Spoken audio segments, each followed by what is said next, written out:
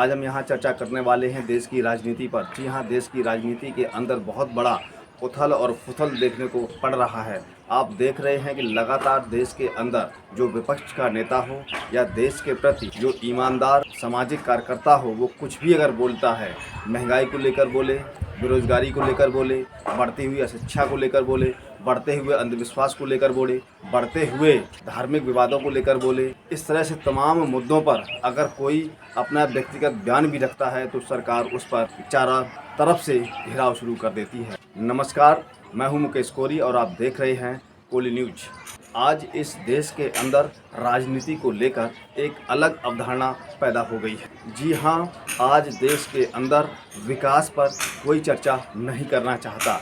विकास पर विपक्ष अगर कुछ पूछता है, विकास पर अगर देश के सामाजिक कार्यकर्ता कुछ कहते हैं, महंगाई पर अगर देश के गरीब लोग कुछ बोल दें, तो ऐसे लोगों के प्रति सरकार का रवैया, सरकार की नज़र और सरकार की देखने व सोचने की क्षमता बिल्कुल एक नई दिशा, एक नई ढंग में दिखाई पड़ती है। आज इस देश के अंदर लोग सच्चाई को बोलने से डरने लगे हैं। आज इस देश के अंदर लोग सच सुनने से डरने लगे हैं। दोनों में ही अंतर है।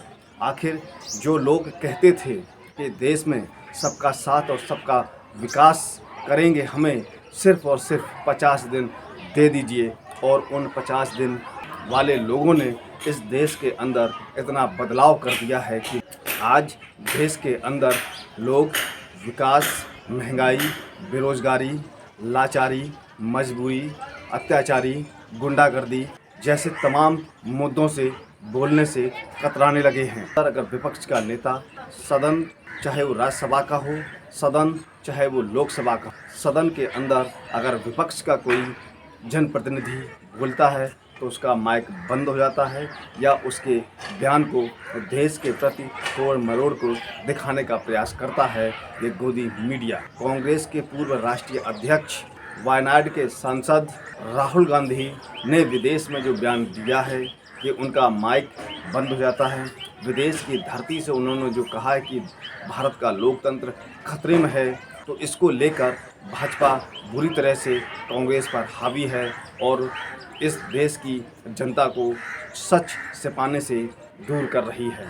और इस पर कांग्रेस की प्रवक्ता सुप्रिया श्रीनेत ने क्या कहा है, सुप्रिया श्रीनेत ने क्या बोला है, तो पहले आप ये सुनिए।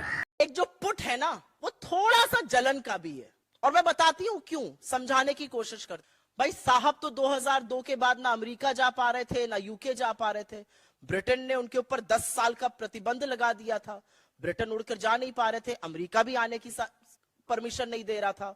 और यहां पर विपक्ष के एक नेता को दुनिया की सबसे पुरानी यूनिवर्सिटी 1206 में स्थापित कैम्ब्रिज, जो कि विश्व विख्यात इंस्टीट्यूशन है, वो लेक्चर के लिए बुला रही है।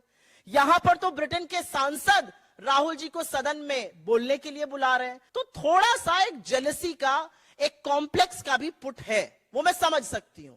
लेकिन भारतीय जनता पार्टी को, इस देश के चुने हुए प्रधानमंत्री को, चुने हुए सांसदों को, मंत्रियों को यह डिसाइड करना है कि संविधान की पद की शपथ लेकर क्या आप लगातार झूठ बोलने का, लगातार ट्रोल बनने का काम कीजिएगा। करिए आप ये काम, हम नहीं घबराते आपसे, क्योंकि यह सच है कि जब राहुल गांधी जी एक शब्द बोलते हैं तो आपके पैरों के तले से जमीन खिसक जाती है। मैंने सुने वो मूर्खतापूर्ण बयान जो आईएनबी मिनिस्टर अनुराग गोली मारो ठाकुर ने दिए हैं। पहले तो मैं उनको सलाह देती हूं कि कैम्ब्रिज का वो 1 घंटे 1 मिनट का वक्तव्य जरूर सुनिएगा, आपके नयन चक्षु, आपके ज्ञान वृद्धि होगी थोड़ी। दूसरा, मैं ये कहना चाहती हूं कि ये जो आरोप लगाया जा रहा है कि विदेशी सॉइल पर जाकर शंघाई में, टोरंटो में, कैलिफोर्निया में, सियोल में, अबू धाबी में जाकर प्रधानमंत्री ने जो जो वक्तव्य इस देश की घरेलू राजनीति, इस देश के प्रमुख विपक्ष पार्टी के लिए दिए हैं, अगर हम उसके बारे में चर्चा करने लग जाएं तो भाजपा को छुपने की जगह नहीं मिलेगी। और अगर वो राहुल गांधी जी का वो 1 घंटे 1 मिनट का विजिटिंग फेलो एट कैम्ब्रिज जज बिजनेस स्कूल का लेक्चर सुनेंगे तो उनको समझ में आएगा कि उन्होंने डेमोक्रेसी के, लोकतंत्र के बारे में बात करी है। उन्होंने आप जैसे न्यूज़पेपर, आप जैसे न्यूज चैनल्स को अपनी स्लाइड पर उनकी हेडलाइन दिखाते हुए कहा है कि कैसे मीडिया, कैसे विपक्ष, कैसे जुडिशरी को इंटिमिडेट किया जाता है। वो बता रहे हैं कि कैसे लोकतंत्र में इन एजेंसीज का निष्पक्ष रहना और निडर रहना जरूरी है। मुझे तो लगता है वो लोकतंत्र को मजबूत करने की बात कर रहे हैं। आपको उनसे सीखना और समझना चाहिए। जब वो ये कह रहे हैं कि India is an asset at the world stage of democracy, तो वो आपके लोकतंत्र के, हमारे लोकतंत्र की बात कर रहे हैं। आपको तो इसके बारे में खुश होना चाहिए। बजाय खुश होने के आप इधर उधर की बात करते हैं। वो तो ये कह रहे हैं कि हमारी फॉरेन पॉलिसी जो नाम पर आधारित थी, आज तक चल रही है, वो अच्छी है। वो ये कह रहे हैं कि जो दुनिया दो सुपर पावर्स अमेरिका और चीन की खींचातानी चल रही है, उसमें भारत एक बहुत बड़ा पावर बन के उभर सकता है और उभरेगा। इसके बारे में बजाय ताली बजाने के, सराहना करने के, आपको लगा इस पे पीछे पड़ जाओ। तो जो लोग मंच से खड़े होकर गोली मारो के वक्तव्य देते हैं और फिर राज्य मंत्री से कैबिनेट मंत्री बन जाते हैं, वो इस वक्तव्य का मर्म ही नहीं समझ पाएंगे।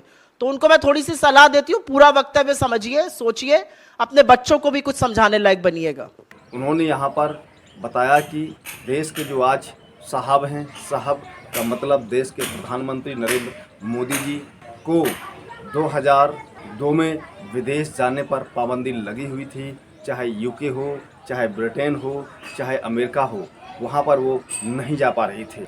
लेकिन जब आज विश्व की जो 1200 सदी के आसपास कैम्ब्रिज यूनिवर्सिटी, विश्वविख्यात यूनिवर्सिटी है, वो बनी और उसके अंदर राहुल गांधी को बुलाया गया।